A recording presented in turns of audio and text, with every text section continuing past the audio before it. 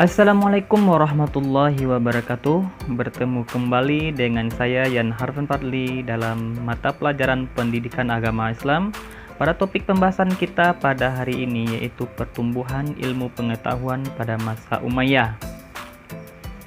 Hai, apa kabar Anda semuanya? Pada hari ini kita akan membahas tentang topik pertumbuhan ilmu pengetahuan pada masa Umayyah. Yang pertama itu Daulah Umayyah di Damaskus. Yang kedua, Daulah Umayyah di Andalusia. Yang ketiga, perkembangan ilmu pengetahuan. Dan yang keempat, pertumbuhan kebudayaan.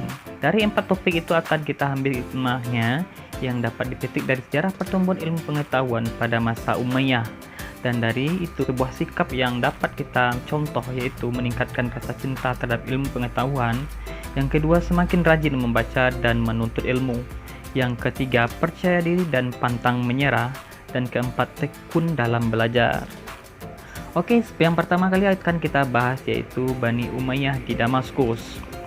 Daulah Umayyah berdiri selama 90 tahun, yaitu dari tahun 40 sampai 130 Hijriah atau 661 Masehi sampai 750 Masehi. Pendirinya bernama Muawiyah bin Abi Sufyan bin Harb bin Umayyah. Terus pusat pemerintahnya yaitu di Damaskus atau ibu kota negara Suriah sekarang. Sebagai pendiri Daulah Umayyah yaitu Muawiyah bin Abi Sufyan sekaligus menjadi khalifah pertama pada dinasti Bani Umayyah di Damaskus. Selanjutnya kita akan membahas para khalifah Bani Umayyah di Damaskus. Yang pertama itu adalah Muawiyah bin Abi Sufyan yang sebagai pendiri dinasti Bani Umayyah di Damaskus yaitu pada tahun 41 sampai 61 Hijriah. Yang terakhir itu pada Khalifah Marwan bin Muhammad atau Marwan II Al-Himar yaitu 745 sampai 750 Masehi atau 127 Hijriah sampai 132 Hijriah. Pada saat Umayyah diperintah oleh Al-Walid bin Abdul Malik, keadaan negara sangat tentram, makmur dan tertib. Umat Islam merasa nyaman dan hidup bahagia.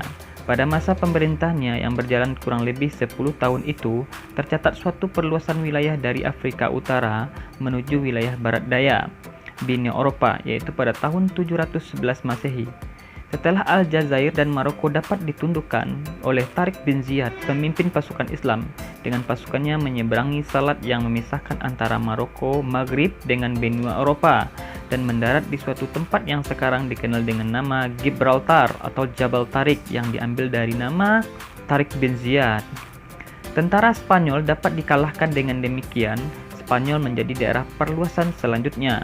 Ibu kota Spanyol Cordoba dapat dikuasai dengan cepat, menyusul setelah itu kota-kota lain seperti Sevilla, Elvira, dan Toledo. Kemudian Bani Umayyah di Andalusia. Kekuasaan Bani Umayyah di Damaskus berakhir pada tahun 750 Masehi. Kekhalifahan pindah ke tangan Bani Abbasiyah. Namun salah satu penerus Bani Umayyah yang bernama Abdurrahman Abdakhil dapat meloloskan diri pada tahun 755 Masehi. Ia dapat lolos dari kejaran pasukan Bani Abbasiyah dan masuk ke Andalusia atau Spanyol. Di Spanyol, sebagian besar umat Islam di sana masih setia dengan Bani Umayyah. Ia kemudian mendirikan pemerintahan sendiri dan mengangkat dirinya sebagai amir atau khalifah atau pemimpin dengan pusat penguasaan di Cordoba atau Spanyol. Selanjutnya para khalifah Bani Umayyah di Andalusia. Yang pertama itu adalah Abdurrahman Ad-Dakhil dan yang terakhir Hisham III pada tahun 1027 sampai 1031 Masehi. Pada masa pemerintahan Daulah Umayyah di Andalusia atau Spanyol, Cordoba menjadi pusat perkembangan ilmu pengetahuan. Pesatnya perkembangan ilmu pengetahuan terjadi pada masa pemerintahan Amir yang ke-8, yakninya Abdurrahman An-Nashir, dan Amir yang ke-9, yakninya Al-Hakam Al-Muntasir. Kemajuan ilmu pengetahuan dan kebudayaan di kota Cordoba ditandai dengan adanya Universitas Cordoba. Universitas ini memiliki perpustakaan dengan koleksi buku mencapai 400.000 judul. Pada masa kejayaannya, Cordoba memiliki 491 masjid dan 900 pemandian umum. Karena air di kota ini tidak layak minum, pemerintah memiliki inisiatif untuk membangun instalasi air minum dari pegunungan sepanjang 80 km. Selanjutnya yang akan kita bahas adalah perkembangan ilmu pengetahuan. Pada masa dinasti Umayyah, banyak ilmu-ilmu pengetahuan berkembang. Salah satunya adalah ilmu kimia. Di antara ahli kimia ketika itu adalah Abu Al-Qasim Abbas ibnu Farnas yang mengembangkan ilmu kimia murni dan kimia terapan. Ilmu kimia murni maupun kimia terapan adalah dasar bagi ilmu farmasi yang erat kaitannya dengan ilmu kedokteran. Yang kedua, ilmu kedokteran. Di antara ahli kedokteran ketika itu adalah Abu Al-Qasim Al-Zahrawi. Ia dikenal sebagai ahli bedah, perintis ilmu penyakit telinga, dan pelopor ilmu penyakit kulit. Di dunia barat dikenal dengan Abul Qasis. Karyanya berjudul Al-Ta'rif Liman Al-Jaza Al-An-Ta'lif yang pada abad 12 telah diterjemahkan oleh Gerald of Ceromona dan dicetak ulang di Genoa dan di Basel dan di Oxford. Buku tersebut menjadi rujukan di universitas di Eropa. Selanjutnya akan kita bahas adalah ilmu sejarah. Pada ilmu sejarah, beberapa ahli yang terkenal. Yang pertama itu adalah Abu Marwan Abdul Malik bin Habib. Salah satu bukunya yang berjudul At-Tariq yang meninggal pada tahun 852 Masehi. Yang kedua, Abu Bakar Muhammad bin Umar, dikenal dengan Ibnu Qutiyah. Karya bukunya berjudul Tariq Iftitah Al-Andalus. Yang ketiga, Hayyan bin Khalaf bin Hayyan. Karyanya Al-Muqtabis fi Tarikh Rijal Al-Andalus dan Al-Matin. Selanjutnya pada ilmu bahasa dan sastra. Di antara tokoh terkenal di bidang sastra ketika itu adalah Ali Al-Qoli. Karyanya Al-Amali dan Al-Nawadir. Wafat pada tahun 696 Masehi. Yang kedua, Abu Bakar Muhammad bin Umar. Di samping terkenal sebagai ahli sejarah, ia adalah seorang ahli bahasa Arab, nahwu, penyair, dan sastrawan. Ia menulis buku dengan judul Al-Af'al dan Fa'alta wa Af'alat. Ia meninggal pada tahun 977 Masehi. Yang ketiga, Abu Amr Ahmad ibnu Muhammad ibnu Abu Rabih. Karya prosa diberi nama Al-Aqd Al-Farid. Ia meninggal tahun 940 Masehi.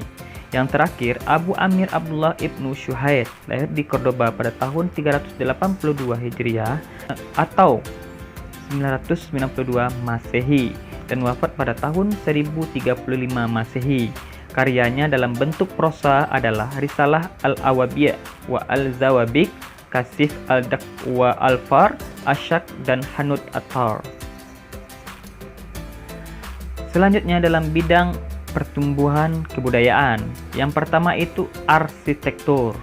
Perkembangan di bidang arsitektur ini terlihat dari bangunan-bangunan arsitektur serta masjid-masjid yang memenuhi kota. Kota lama pun dibangun menjadi kota modern. Mereka memadukan gaya Persia dengan nuansa Islam yang kental di setiap sudut bangunannya.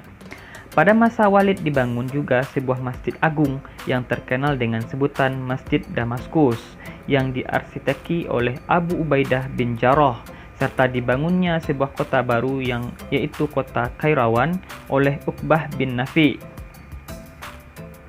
Selanjutnya dalam bidang organisasi militer. Pada masa pemerintahan Bani Umayyah ini, militer dikelompokkan menjadi 3 angkatan, yaitu Angkatan Darat, Al-Jun atau Angkatan Laut, Al-Bahiriyah, dan Angkatan Kepolisian. Yang ketiga di bidang perdagangan. Setelah Bani Umayyah berhasil menaklukkan berbagai wilayah, jalur perdagangan menjadi semakin lancar. Ibu kota Basrah di Teluk Persi pun menjadi pelabuhan dagang yang ramai dan makmur. Yang keempat di bidang kerajinan. Ketika Khalifah Abdul Malik menjabat, mulailah dirintis pembuatan tras macam bordiran, yakni cap resmi yang dicetak pada pakaian khalifah dan para pembesar pemerintahan. Nah, sekarang kalian tentu menjadi semakin tahu, bukan? Bahwa kemajuan yang dicapai oleh Bani Umayyah tidak lain karena semangat umat Islam dalam menggali dan mengembangkan ilmu pengetahuan. Dengan mempelajari sejarah pertumbuhan ilmu pengetahuan ini, diharapkan dapat memberikan pengaruh terhadap akhlak kita dalam kehidupan sehari-hari. Yaitu yang pertama itu, kita semakin meningkatkan rasa cinta kita terhadap ilmu pengetahuan. Yang kedua, semakin rajin membaca dan menuntut ilmu pengetahuan.